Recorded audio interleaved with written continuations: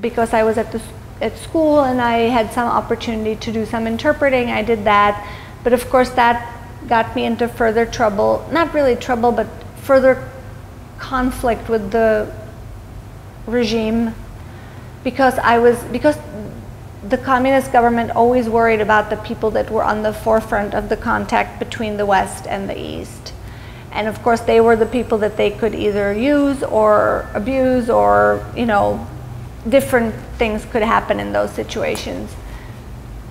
And there were not that many of those people, and so they of course tried it with everyone, you know. I assume so they kind of came to me. A secret policeman showed up, you know, one day. The first time it happened, I was completely in shock because I really didn't understand what was even happening. Somebody came. I was working at a summer job in a little chicken rotisserie place off of Wenceslas Square, and I got this job interpreting for a European basketball championship where some amateur American team was going to come in, and I was going to be an interpreter for them, but also for everybody else.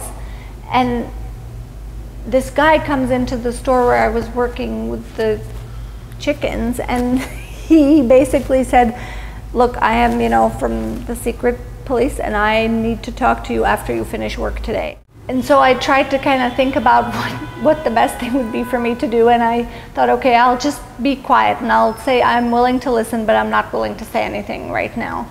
And I remember that he invited me for this, you know, they tried to be kind of jovial, which was also very strange.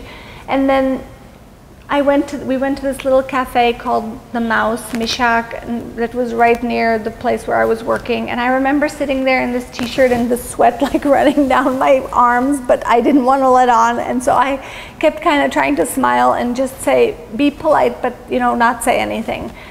But it was, you know, in those encounters, and that was the first encounter, but I had several more of them, because they would come after me asking me always, would I work with them, you know, would I just tell them they didn't want anything really bad, you know, they just wanted basic information, where people were, when they were coming and going, things like that. And I said, look, I really don't feel comfortable, I would prefer not to do this is not what I want to do, you know.